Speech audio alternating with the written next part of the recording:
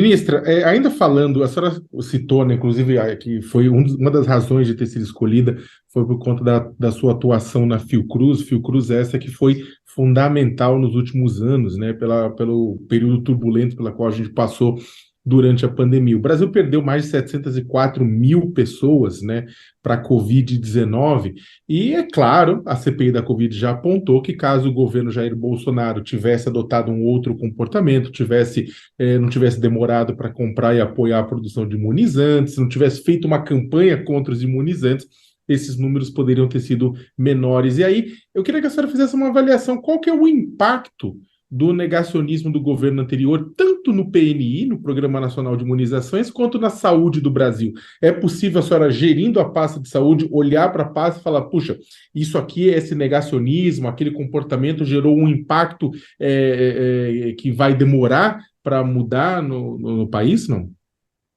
É possível, sim, Sakamoto. O que é muito claro, eu já via isso durante o período de transição que eu integrei a equipe, mas aqui no Ministério, dando início, implementando, né, as ações e retomando programas, isso ficou muito patente para mim.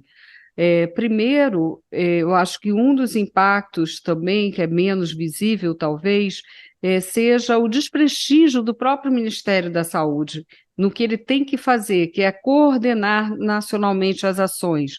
Para isso, o Sistema Único de Saúde ele foi aprovado para ter gestão interpartite, o que significa que os gestores estaduais e municipais têm que estar coparticipando da definição das políticas. Isso havia sido perdido no governo anterior, várias portarias foram aprovadas no Ministério da Saúde sem essa pactuação. Então, a confiança, né, é um dos elementos centrais para um bom governo. E não significa concordância, mas a confiança que dentro das regras estabelecidas as pessoas vão ser ouvidas e as políticas vão ser definidas a partir desse processo. Isso foi restituído. Participação social é um outro pilar do SUS. Nós também retomamos, no meu segundo dia como ministra da Saúde, eu fui ao Conselho Nacional de Saúde, que não sei se todos conhecem como funciona, mas o Conselho Nacional da Saúde existe desde que foi criado, né? Inicialmente era Ministério de Educação e Saúde, ainda no governo Vargas, e ali era assim, era um conselho só de gestores. Depois isso foi se ampliando, e em 1986 nós tivemos uma grande conferência do Conselho Nacional de Saúde, uma conferência com participação social também, né, marcou a própria transição para a democracia. E essa 17ª conferência que realizamos agora, eu conversei sobre ela já no segundo dia, como ministra da Saúde, eu fui ao conselho, então também recuperamos uma confiança nessa relação com os conselhos regionais de saúde, com movimentos sociais, com todos os níveis de gestão. Então, esse é o primeiro ponto que tinha sido muito abalado pelo governo anterior. O segundo, diretamente ligado ao negacionismo, é o impacto na vacinação. Não é o único fator, mas é um fator fundamental, especialmente para a vacinação de Covid-19. Então, nós fizemos um esforço enorme para a aquisição de doses adicionais da vacina Covid bivalente, um esforço enorme de vacinação, e é a vacinação que nós temos hoje a maior dificuldade em ampliar essa cobertura. Então, aproveito até para falar que todos nós precisamos dessa proteção. Ela é fundamental, né? Esse reforço e fazer o esquema completo segundo as recomendações do Ministério da Saúde. Inclusive, nossas crianças. Nós aqui no Ministério da Saúde acompanhamos os efeitos da Covid, né?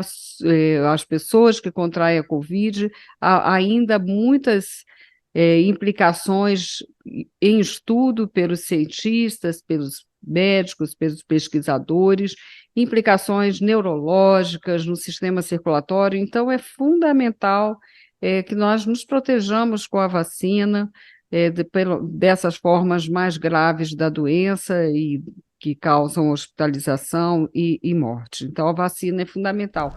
Mas o negacionismo também acabou se dando em relação a outras práticas de respeito, né, à saúde coletiva, né, usar máscaras quando necessário, coisas que são incômodas, são difíceis, mas se nós envolvermos a sociedade e tivermos fontes confiáveis, isso acaba sendo compreendido, e há muitos estudos que mostraram as respostas à pandemia com uma boa aceitação por parte da sociedade pela compreensão da necessidade de se proteger, né?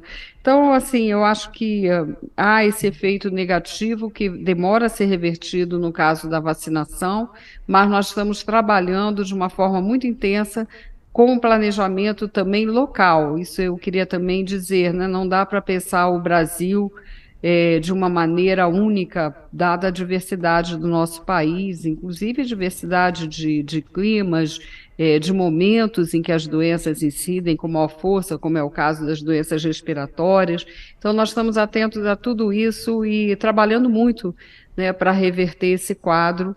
E vou, esse dia 14 de agosto, em Belém, estar lançando uma estratégia nacional de multivacinação, com foco em muitas doenças, algumas que já eliminamos, mas que corremos risco, como é a poliomielite, outras que também colocam em risco a saúde das nossas crianças, dos nossos jovens, né, como é o caso da vacina para meningite, da vacina para HPV, enfim, é um rol aí de ações que não podem ser só de governo, né, nem tampouco serem definidas aqui de Brasília somente, né, ainda que o papel do Ministério, do governo federal, seja muito importante na coordenação desses esforços.